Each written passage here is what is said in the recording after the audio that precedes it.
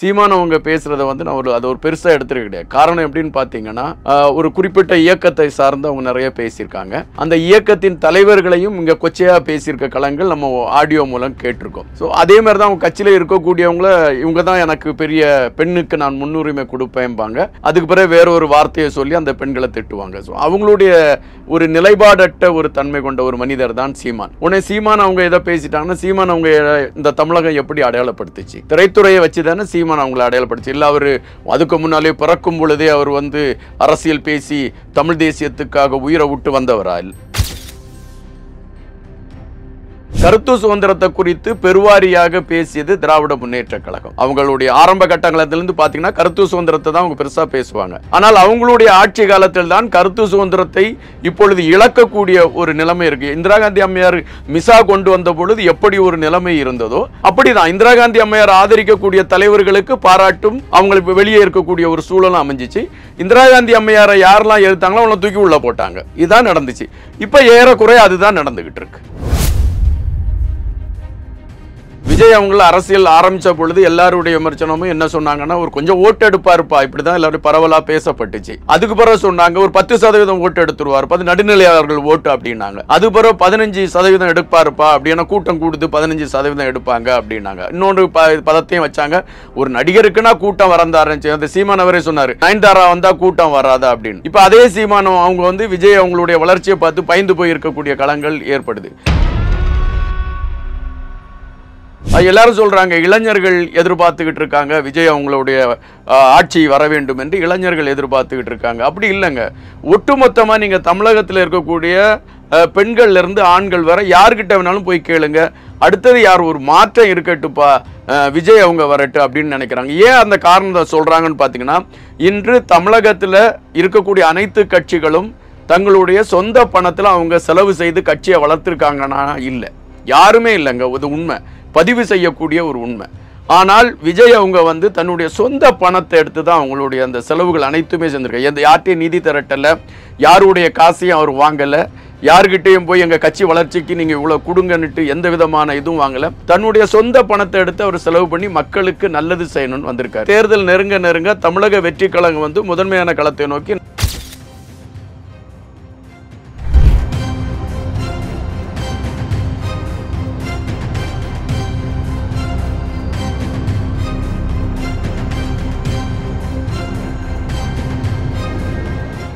Real one நேயர்களுக்கு வணக்கம். இன்று நம்மளுடைய நேர்காணலுக்கு அரசியல் விமர்சகரான திரு இன்பா அவர்கள் இணைஞ்சிருக்காங்க. சார் வணக்கம்.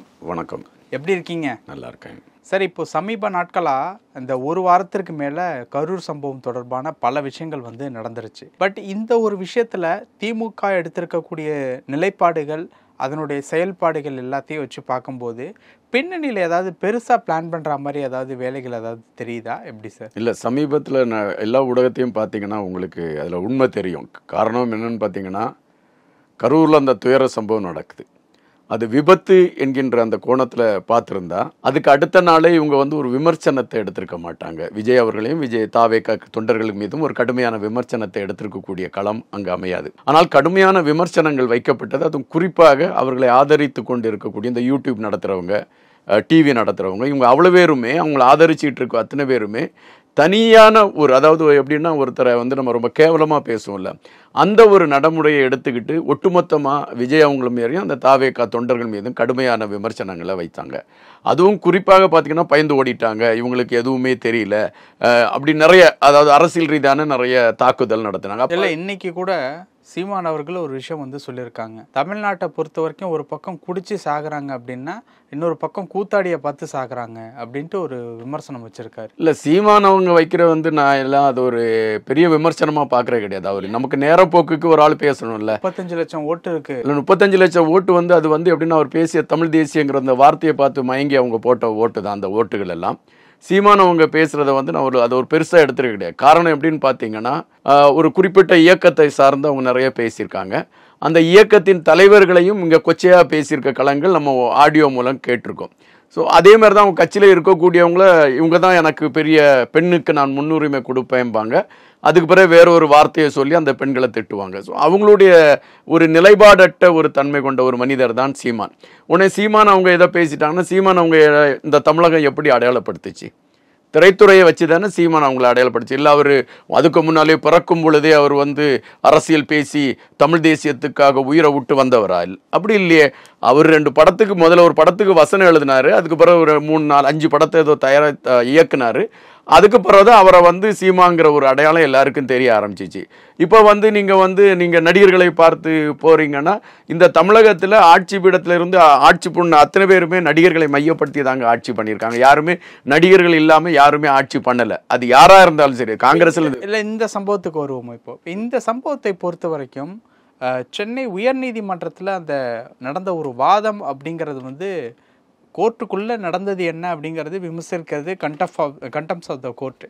பட் இந்த விஷயத்தை பொறுத்த வரைக்கும் டிவிகேவிற்கு எதிரான விஷயங்கள் தான் நிறைய அப்படிங்கிற மாதிரி அந்த கோர்ட்டினுடைய விஷயம் இல்லை. அதில் நான் இதில் ஒரு ஆளை உதாரணமாக எடுத்துக்கிறேன். அது மாரிதாஸ் அவங்க தன்னுடைய வலைவலியில் ஒரு பதிவு போட்டிருக்காங்க. அந்த பதிவில் என்ன குறிப்பிடுறாங்கன்னா, ஒரே நேரத்தில் 2 வழக்கு வருது. அந்த 2 வழக்கு வருது, ஒன்று மதுரையில் வருது, ஒன்று சென்னையில் வருது. இந்த 2 வழக்கில் பார்த்தீங்கன்னா, தமிழக வெற்றி கழகத்தின் சார்பாக கோர்ட்டில் யாரும் இல்லை. அரசு சார்பில் இருந்தவங்க தான் வாதாடி இருக்காங்க. இவங்க தமிழக வெற்றி கழகத்தின் சார்பில் யாரும் கோர்ட்டில் இல்லை. அவங்களுக்கு சொல்லப்பட்டுச்சா இல்லை ஏன் அவங்கள அங்கே பேசுவதற்கான களம் கொடுக்கப்படலைங்கிறது கேள்வி. இப்போ ஒரு வழக்கு நடக்குன்னா 2 பேருடைய அந்த பிரதிவாதங்கள் கேட்டு தான் அதுக்கு இது எழுதுவாங்க. அப்படிதான் அதில் களம் அமைஞ்சிருக்கணும். அதில் ஏதோ ஒரு மாற்றம் இருக்கு அப்படின்னு தான் அந்த மாரிதாஸ் அவங்க குறிப்பிட்டிருக்காங்க. ஏறக்குறைய அதை வைத்து பார்க்கும் பொழுது நம்ம அந்த கணக்கீட்டில் தான் நம்ம பேச முடியும். அதுபோல் பார்த்தீங்கன்னா, அந்த நீதியரசர் அவங்க சொன்னது ஒரு 10 இதுக்கு சொல்லியிருக்காங்க அப்படின்னு சொல்லும் பொழுது, அந்த 10 இதிலேயே திமுகவை சார்ந்தவர்கள் மீதும் கடுமையான விமர்சனங்கள் அதில் வைக்கப்பட்டிருக்கு. ஆனால் திமுகவுக்கு ஆதரவான ஏடுகள் ஒட்டுமொத்தமாக அதை மறைச்சிட்டாங்க. அதை மறைச்சிட்டு இது ஒட்டுமொத்தமாக இது எங்கே போயிடுச்சுன்னா, தமிழக வெற்றி கழகத்துக்கு தான் அதை சொல்லியிருக்காங்க அப்படிங்கிற ஒரு களத்துக்குள்ளே கொண்டு நிறுத்திட்டாங்க. அதாவது நீங்கள் உங்களுடைய நிர்வாகம் சரியில்லாத காரணத்தினால்தான் இனிமேல் நீங்கள் நடத்தக்கூடிய எந்த கூட்டங்களாக இருந்தாலும் எந்த இதுவளாக இருந்தாலும் அதுக்கு ஒரு ப்ராப்பரான ப்ரிப்பரேஷனோடு தான் நீங்கள் கொடுக்கணும் அப்படிங்கிற ஒரு கருத்தை அவங்க பதிவிட்டிருக்கிறதுலேருந்தே உங்களுக்கு தெரிஞ்சிருக்கு. இவங்களுடைய நிர்வாக சீர்கேடு அப்படிங்கிறத அது கோர்ட்டே உணர்ந்திருக்கு அப்படின்னு தானே அதில் அர்த்தம். இப்போ இந்த விஷயத்தை பொறுத்த வரைக்கும் பத்திரிகையாளர்கள் நிறைய பேர் டிவிக்கு மேலே பயங்கரமான விமர்சனங்கள்லாம் வைக்கிறாங்களே. இப்போ நீங்கள் இல்லை அப்படின்னாலுமே, இப்போ சமீபத்தில் நக்கீரன் கோபால் அவர்கள்லாம் விஜயை வெட்டி போடணும் அப்படிங்கிற அளவுக்கு ஒரு கோவத்தை வெளிப்படுத்த. ஆமாம், அவர் பேசியிருந்த நானும் கேட்டேன், அந்த காணொலியை நானும் பார்த்தேன். அதில் எனக்கு 2 கேள்வி தாங்க. ஆதவ் அர்ஜுன் அவங்க ஒரு ட்வீட் போட்டுறாங்க. அந்த ட்வீட்டில் அவங்க என்ன போட்டிருக்காங்கன்னா, நீ ஒரு குறிப்பிட்ட ஒரு 3 நாடை சார்ந்தது மாதிரி நம்ம நாட்டிலையும் ஒரு இளைஞர்கள் ஒரு புரட்சி செய்யணும் அப்படின்னு. அது ஒரு அரசியல் புரட்சியை தான் அவங்க குறிப்பிட்டாங்க. அது வன்முறை புரட்சியை மையப்படுத்தி அவர் எந்த கருத்தும் அதில் பதிவுள்ள ஒரு அரசியல் புரட்சி வேணும், இல்லை அறநெறி புரட்சி வேணும், ஒரு அறம் சார்ந்த ஒரு புரட்சி வேணும் அப்படிங்கிறது. ஆனால் அவங்க மேலே ஒரு வழக்கு பதிவாயிடுச்சு. ஆனால் நக்கீரன் கோபால் அவங்க எழுத்துத்துறையில் ஒரு பெரிய ஆள் அப்படிங்கிறது எல்லாராலையும் புரிஞ்சக்கூடிய ஒரு விஷயம் தான், அதில் மாற்று கருத்து இல்லை. ஆனால் நக்கீரன் கோபால் விஜய் அவங்கள வெட்டுவேன் அப்படிங்கிறது அது அதாவது ஒரு மென்மையான வார்த்தையா, இல்லது அது வன்முறையை தூண்டாத வார்த்தையா அப்படிங்கிற ஒரு கேள்வி எல்லாம் வருது. அப்போ அரசு சார்ந்தவங்க என்ன வேணாலும் பேசலாம், அதுக்கு அங்கீகாரம் கொடுக்கப்படுது. அரசு சார்ந்தவங்க விஜய் அவங்களையும் தமிழக வெற்றி கழகத்தையும் எப்படி வேணாலும் விமர்சிக்கலாம், அதுக்கு ஒரு அங்கீகாரம் கொடுக்கப்படுது.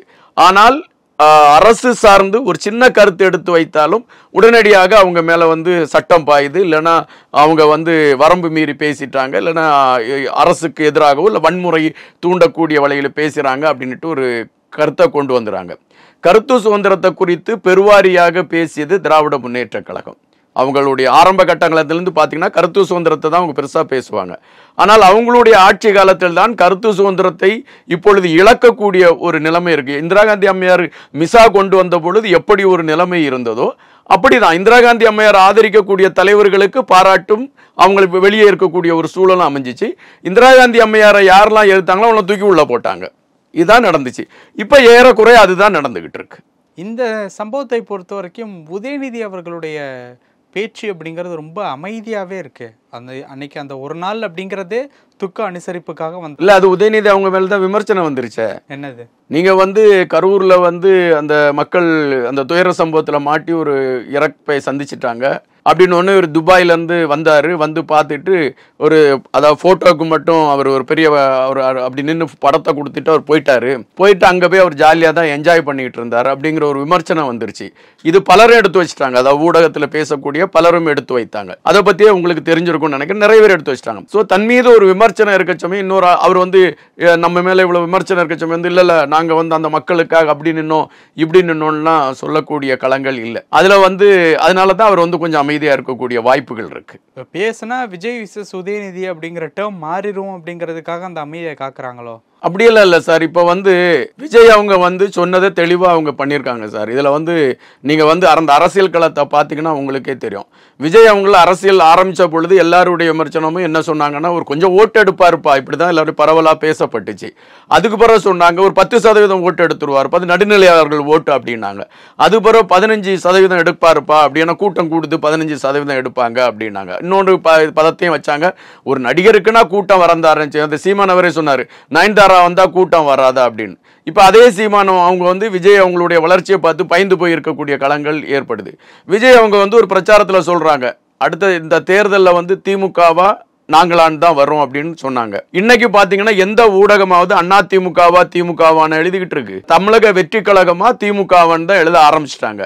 இதுல வந்து பாருங்க, தேர்தல் நெருங்க தமிழக வெற்றி கழகம் வந்து முதன்மையான களத்தை நோக்கி நகர்ந்துரும் சார். ஓகே, இதுதான் திமுகவுக்கு பிரச்சனை அமைதா? கண்டிப்பா சார். எப்படின்னு பாத்தீங்கன்னா காலாகாலமா நான் ஆட்சி பீடத்துல இருந்துட்டு இருக்கிறேன். நான் இருக்கிறேன், முதல்ல எங்க அப்பா இருந்தாங்க, அப்புறம் நான் இருக்கிறேன், இனி என்னுடைய மகன் இருக்கணும், அதுக்கு அடுத்தது வந்து என்னுடைய பேரன் இருக்கணும். அந்த ஸ்ட்ரக்சர் அப்படிதான் கொண்டு வந்துட்டு இருக்காங்க. இது எல்லா அரசியல் கட்சியிலும் இருக்கு. நம்ம அது வாரிசு அரசியல்னு இவங்களையும் சொல்லல, மற்ற நிறைய கட்சிகள்ல இருக்கு. இப்போ யாரு இருக்காங்களோ அவங்க தங்களுடைய வாரிசுகளை முன்னிலைப்படுத்துவதான் இப்போ மரபா வச்சிருக்காங்க. அப்போ அந்த மரபின்படி பார்த்தீங்கன்னா நம்ம அப்பா நல்லா நம்ம கட்சிங்கிற ஒரு தளத்தை வச்சு இதில் வந்து நம்ம வந்து நமக்கு ஒரு வழிகாட்டி கொடுத்துட்டாரு. இதில் வந்து முதலமைச்சர் மு.க. ஸ்டாலின் அவர்கள் வந்து அந்த கட்சியில் நெடுநாளும் பயணிச்சு வந்ததுனால அவரை வந்து மக்களும் அங்கீகரிச்சாங்க, அவருக்கான இடத்தையும் மக்கள் ஏற்றுக்கிட்டாங்க. ஆனால் இப்பொழுது அவருடைய மகன் அவர் வந்து இந்த கட்சியில வந்து அவர் நெடுங்காலமா போராட்டங்கள்ல கலந்துக்கிட்டு அப்படி வந்தாரானா இல்லை. 2-3 படத்துல நடிச்சாரு. அதுக்கப்புறம் அந்த கலைஞர் டிவிக்கு அவருக்கு ஒரு பதவி கொடுத்தாங்க. அப்புறம் அப்படி ஒரு பட நிறுவனத்தை மையப்படுத்தி வந்தார். அப்புறம் என் மகன்லாம் அரசியலுக்கு வரமாட்டார் அப்படின்னுட்டு முதல்வர் மு.க. ஸ்டாலின் அவர்களே சொன்னாங்க. அதுக்கு பிறகு பார்த்தாச்சுன்னா அவரை வந்து ஒரு எம்எல்ஏ ஆக்கினாங்க, அப்புறம் அமைச்சர் ஆக்கினாங்க, அது பிறகு இப்போ துணை முதல்வர் ஆக்கிட்டாங்க. அப்போ அந்த நகர்வு வந்து மிக தெளிவாக போயிட்டு இருக்கு. அப்படிப்பட்ட சூழல்ல வந்து விஜய் அவங்களுடைய ஒரு என்ட்ரி வந்து எப்படி மாறிச்சுன்னு பார்த்தீங்கன்னா, எல்லாரும் சொல்றாங்க இளைஞர்கள் எதிர்பார்த்துக்கிட்டு இருக்காங்க விஜய் அவங்களுடைய ஆட்சி வர வேண்டும் என்று இளைஞர்கள் எதிர்பார்த்துக்கிட்டு இருக்காங்க. அப்படி இல்லைங்க. ஒட்டுமொத்தமாக நீங்க தமிழகத்தில் இருக்கக்கூடிய பெண்கள்ல இருந்து ஆண்கள் வர யார்கிட்ட வேணாலும் போய் கேளுங்க, அடுத்தது யார் ஒரு மாற்றம் இருக்கட்டுப்பா, விஜய் அவங்க வரட்டு அப்படின்னு நினைக்கிறாங்க. ஏன் அந்த காரணத்தை சொல்றாங்கன்னு பார்த்தீங்கன்னா, இன்று தமிழகத்தில் இருக்கக்கூடிய அனைத்து கட்சிகளும் தங்களுடைய சொந்த பணத்தில் அவங்க செலவு செய்து கட்சியை வளர்த்துருக்காங்கன்னா இல்லை, யாருமே இல்லைங்க. அது உண்மை, பதிவு செய்யக்கூடிய ஒரு உண்மை. ஆனால் விஜய் அவங்க வந்து தன்னுடைய சொந்த பணத்தை எடுத்து தான் அவங்களுடைய அந்த செலவுகள் அனைத்துமே செஞ்சிருக்காங்க. எந்த யார்கிட்டையும் நிதி திரட்டலை, யாருடைய காசையும் அவர் வாங்கலை, யாருக்கிட்டையும் போய் எங்கள் கட்சி வளர்ச்சிக்கு நீங்கள் இவ்வளோ கொடுங்கன்னுட்டு எந்த விதமான இதுவும் வாங்கலை. தன்னுடைய சொந்த பணத்தை எடுத்து அவர் செலவு பண்ணி மக்களுக்கு நல்லது செய்யணும்னு வந்திருக்காரு. இந்த இடத்துல ஒரு விஷயம், அந்த சம்பவம் நடந்ததில்ல, அந்த சம்பவம் தொடர்பாக வந்து நிறைய ஆணையம்லாம் அமைச்சிருக்காங்க, ஸ்டேட் லெவல்லையும் சென்ட்ரல் லெவல்லையும். அந்த இடத்துல ஏதாவது சிக்குவதற்கோ இல்லை டிவிகே பக்கம் திரும்புவதற்கோ ஏதாவது வாய்ப்பு இருக்கா? கண்டிப்பா அப்படிதான் இருக்குன்னு நான் நினைக்கிறேன். அதாவது ஒவ்வொரு பக்கம் பாதகமா அமையும் இல்ல, அது ஆண்டு கொண்டு இருக்கக்கூடிய கட்சிக்குத்தான் பாதகமா அமையும் அப்படிங்கறதா என்னுடைய ஒரு கணிப்பா இருக்கு. காரணம் ஏன் அப்படின்னு நான் சொல்றேன்னு பாத்தீங்கன்னா, இப்போ வந்து அதாவது தமிழக அரசு சார்பில் வந்து ஒரு நபர் ஆணையம் அமைச்சாங்க. இந்த ஒரு நபர் ஆணையம் அமைத்த பொழுதே அது ஒரு விமர்சனங்கள் வந்துச்சு. அதுக்கு என்ன புரோட்டோகால் பிரகாரம் அது நியமிக்கல அப்படிங்கிறத பலரும் எடுத்து வச்ச கருத்து. இல்லை அவசரம் கருதி வச்சோன்னு அரசு சார்பில் சொன்னாங்க. ஆனால் கோர்ட் வந்து அதை தள்ளுபடி செஞ்சிருச்சு. கோர்ட் வந்து அஸ்ரஹார்க்குங்கிற ஒரு உயர் அதிகாரை வச்சு அதை ரீவிசாரணை மாதிரி அவங்க கொண்டு வந்துட்டாங்க. அப்படிங்கிற சமயம் வந்து கோர்ட்டுக்கே ஒரு சின்ன சந்தேகம் இருந்திருக்கு அப்படிங்கிறது தான் நம்ம யோசிக்க வேண்டியதாக இருக்குது. இப்போது நீங்கள் ஒரு ஆளை நியமிச்சிருக்கீங்க, அவர் திறம்பட செயல்படுறாருன்னா நான் வந்து பரவாப்பா அவரை வச்சே பார்த்துக்கலாம் அப்படின்னு தான் முடிவு எடுப்பேன். ஆனால் அந்த ஆள் மேலே எனக்கே ஒரு கேள்வி வந்துச்சுன்னா இல்லை இவர் சரியா வராது, நான் வேற ஒரு ஆளை வைக்கிறேன் அப்படின்னு நான் வைப்பேன். அப்படித்தான் இப்போ கோர்ட் வந்து அந்த அஸ்ரா ஹர்கங்கிற ஒரு உயர் அதிகாரியை வச்சிருக்காங்க. கண்டிப்பா இந்த விசாரணைகள் முடுக்கிவிடப்படும். அப்படி முடுக்கிவிடப்படுகின்ற சூழல்ல வந்து அது எப்படி நடந்துச்சு, என்ன காரணம், அதன் பின்னால் இருக்கக்கூடிய உள்விடயங்கள் என்ன போன்றவற்றையெல்லாம் அப்பொழுது வெளியே தெரிவதற்கான ஒரு களம் இருக்கிறது. அப்படி தெரியும் பொழுது பலருடைய முகங்கள் கிழிவதற்கான வாய்ப்பு. விசாரணை ஆணையத்துக்கே வந்து ஒரு சந்தேகம் இருக்கு இந்த பிரச்சனையை பொறுத்த வரைக்கும். இருக்க வாய்ப்பு இருக்கு. இல்லடா அவங்க வந்து இப்போ அந்த அவர் அஸ்ரா ஹர்கே என்ன சொல்றாரு, நாங்க இப்பதான் ஆரம்பிச்சிருக்கோம், நாங்க விசாரணை எல்லாம் முடிச்ச பிறகுதான் நாங்க என்ன பதில்னு சொல்ல முடியும்னு அவர் சொல்லியிருக்காரு. இல்ல அவர் எப்படின்னா அது ஒரு கூட்ட நெரிசல்ல எல்லாம் நடந்து முடிஞ்சு விட்டது அப்படின்னு நினைச்சிருந்தாங்கன்னா அந்த நேரத்திலே ஒரு 1 நாள் 2 டேஸ்லேயே அதை வந்து அவங்க என்கொயரி முடிச்சு அவங்க பதிலை சொல்லியிருக்கலாம். பட் அவங்க இப்போ அதுக்கு நாங்கள் இப்போ தான் ஆரம்பிச்சிருக்கோம், இன்னும் நாங்கள் விசாரணை நடத்தினோம். அதுக்கு ஒரு பெரிய டீமே போட்டிருக்காங்க. ஒரு 5 காவல்துறை அதிகாரிகள், 2 உயர் அதிகாரிகள், இவர் அப்படி 8 பேர் அங்கே இருக்கிறாங்க. அப்படிங்கச்சமே அதில் ஏதோ ஒன்று இருக்குன்னு தானே அர்த்தம். ஓகே, இப்போ ஆதாரம் ஏதாவது சிக்குவதற்கு எதுவும் வாய்ப்பு இருக்கா? வாய்ப்புகள் இருக்கு. அதாவது இன்னைக்கு பார்த்தீங்கன்னா பெரும்பாலும் இப்போ எடப்பாடி பழனிசாமி அவங்க வந்து இப்போ தொடர்ச்சியாக அதை தான் பேசிக்கிட்டு இருக்கிறாரு. இது வந்து விபத்து இல்லை அப்படிங்கிறது அவருடைய பதிவா இருக்கு. அவர் நேத்து கூட அவர் பேசியிருக்கிறதுல இது விபத்து இல்லை அப்படிங்கிறாரு. ஒரு எதிர்க்கட்சி தலைவருக்கு கண்டிப்பா உளவுத்துறையை சார்ந்தவங்க செய்து கொண்டு போறதுக்கான வாய்ப்புகள் இருக்கு.